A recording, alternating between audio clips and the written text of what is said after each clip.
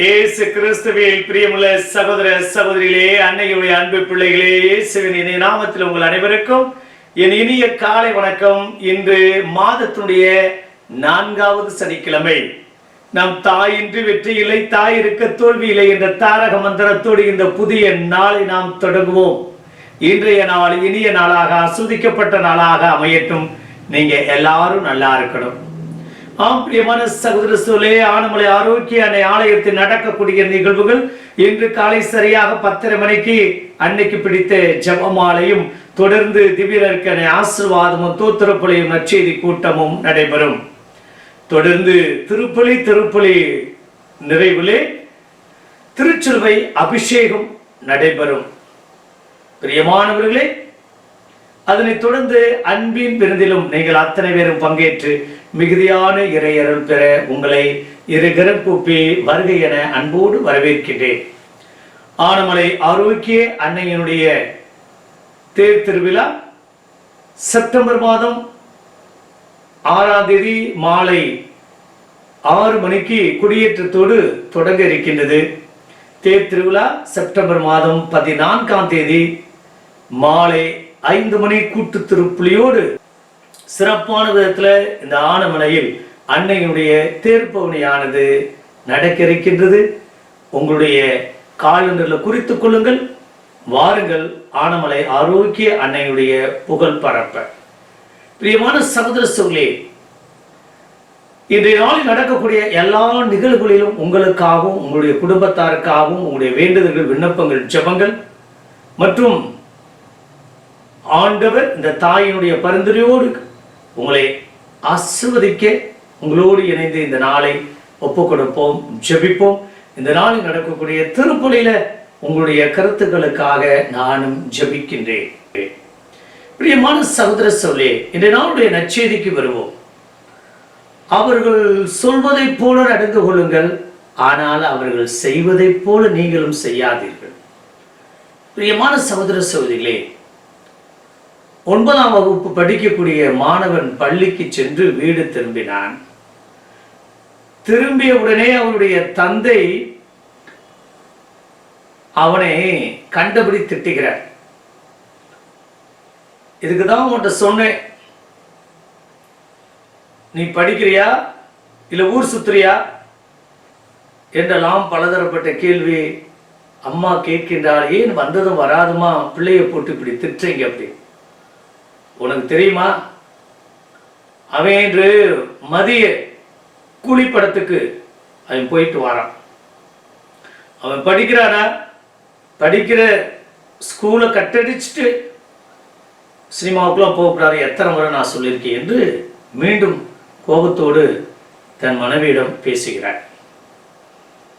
இரவு தூங்க போகின்ற போது மனைவி கேட்டாலாம் கணவனிடம், எங்க மகன் கூலிப்படத்துக்கு போயிட்டு வந்தது உங்களுக்கு எப்படி தெரியும் அப்படின்னு.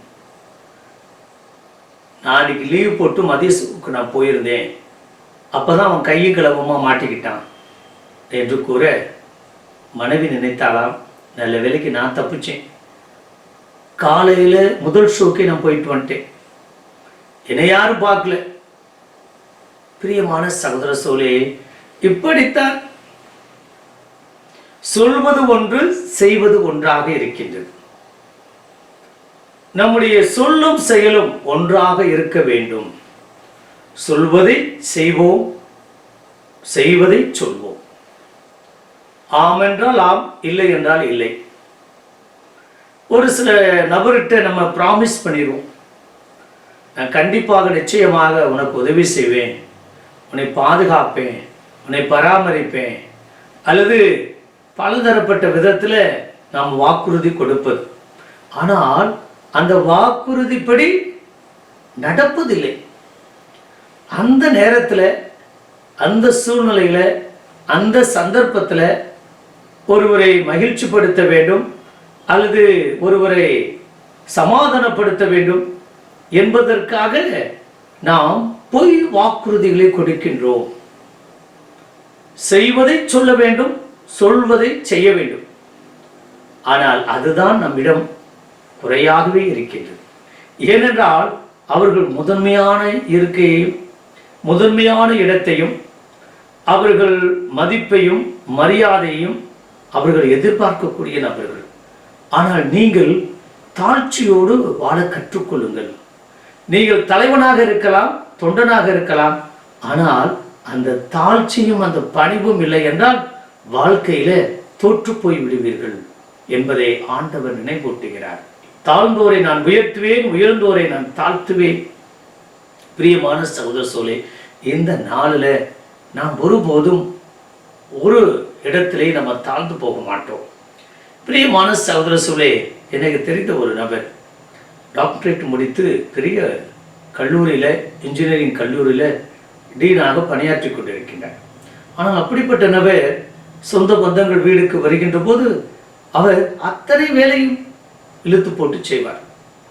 அது எந்த வேலையாக இருந்தாலும், ஒரு பந்தியிலே இலை போடுவதாக இருக்கட்டும், அல்லது சாப்பிட்ட இலையை எடுப்பதாக இருக்கட்டும், தண்ணி வைப்பதாக இருக்கட்டும், அல்லது வேறு ஏதாவது பரிமாறக்கூடிய வேலையாக இருக்கட்டும், எப்படிப்பட்ட நிலையிலும் நான் ஒரு பெரிய கல்லூரியில், ஒரு யூனிவர்சிட்டியில் டீனாக இருக்கிறேன் என்ற அந்த மனநிலை ஒருபோதும் இல்லை. தாழ்ச்சியோடு பணிவோடு, இது நம்முடைய குடும்பம், இது நம்முடைய விசேஷம், நாம் அழைக்கப்பட்டிருக்கின்றோம் என்று அந்த அன்னை மரியாளை போல, அந்த கானாவூர் திருமணத்தில் அன்னை மரியாளும் நம் ஆண்டவரும் அற்புதம் செய்தது போல இந்த நபர் சுறுசுறுப்பாக, பரபரப்பாக, ஒருபோதும் சும்மா இருப்பதில்லை. கடைசி பந்தியில் தான் நம்ம வந்து சாப்பிடுவார்.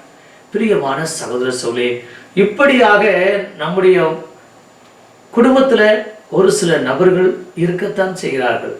அவர்கள் படிப்பையோ அல்லது பணத்தையோ அல்லது வசதி வாய்ப்பையோ ஒருபோதும் அதெல்லாம் ஒரு பொருட்டாக எண்ணுவதில்லை. ஆனால் ஒரு சில நபர்கள் கொஞ்சம் வசதி வாய்ப்பு வந்தாவே தோத்திரம் சொல்றதுக்கு கூட சங்கடப்படுகிறார்கள். விசேஷ வீடுகளுக்கு நான் செல்கின்ற போது எத்தனையோ சொந்த பந்தங்கள் இன்றைக்கு கொஞ்சம் முன்னேறின உடனே நம்மை பார்த்தாலும் பார்க்காத மாதிரி போறது, கண்டுக்காம போறது, பைபாஸ் பண்ணிட்டு போறது. நம்ம கூப்பிட்டு பேசின பிறகுதான் தோத்திரம் சொல்லக்கூடிய நபர்களும் இருக்காங்க.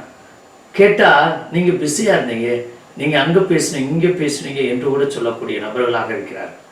பிரியமான சகோதர சோலே, நம்முடைய வாழ்க்கையிலும் இப்படித்தான். மதவாதிகளும் உண்டு, ஆன்மீகவாதிகளும் உண்டு. மதவாதிகள் எப்போதுமே சடங்கு, சம்பிரதாயம், தேர் திருவிழா இப்படி என்று அதற்கே முக்கியத்துவம் கொடுக்கக்கூடிய நபர்கள் தான் மதவாதிகள். ஆன்மீகவாதிகள் என்பது அத்தனையும் கடந்தவர்கள். இன்னும் அதிகமான நம்பிக்கையும் ஆழமான விசுவாசமும், எதை செய்ய வேண்டும், எதை செய்யக்கூடாது என்ற பகுத்தறிவு கொண்டவர்கள் தான் ஆன்மீகவாதிகள். பிரியமான சகோதரர்களே, நாளில் நம்ம அந்த பரிசேயர் சதுசேயரை போல மதவாதத்தனத்தில் இருக்கின்றோமா, அல்லது அத்தனைய கடந்தவர்களாக அந்த ஆன்மீக சிந்தனையோடு நாம் தாழ்ச்சியோடும் பணிவோடும் என்னுடைய கடமையைத்தான் செய்தேன் என்ற அந்த உணர்வு நம்மிடம் வருகின்றதா? அந்த தாழ்ச்சியும் அந்த பணிவும் வருகின்றதா? அன்னை மரியாள் இவை அத்தனைக்கும் சொந்தக்கார். அவரை போல நாமும் வாழ இந்த நாளில் இணைந்து ஜெபிப்போமா? பரலோக தந்தையே இறைவா, அப்பா, குடும்பத்தில் நிறைய சூழ்நிலைகளை பிள்ளைகளுக்கு அட்வைஸ் பண்ணுறோம். ஆனால் பெற்றோருடைய வாழ்க்கையை பூஜ்ஜியமாக இருக்கு. செல்ஃபோன் பார்க்காதுன்னு சொல்லுவோம், ஆனால் பெற்றோரும் சொல்லக்கூடிய நபர்கள் தான் அதிகமாக செல்ஃபோனை மிஸ்யூஸ் பண்ணுது, அப்யூஸ் பண்ணுது. அப்பா தகப்பனை சொல்வதை போல செய்வதில்லை, செய்வதை போல சொல்வதும் இல்லை. மாற்றுங்கப்பா. எங்கள் அன்றாட வாழ்க்கையில் ஏதோ ஒரு கணம் எதை செய்தாலும் எதை சொன்னாலும் அது சாத்தியமா, அது முடியுமா என்ற ஒரு நிலைப்பாட்டோடு முடிவெடுத்து அதன்படி வாழ கிருபை தரும்படி இனிய நாமத்தில் ஜெபிக்கின்றேன் நல்ல பிதாவே. ஆமென்.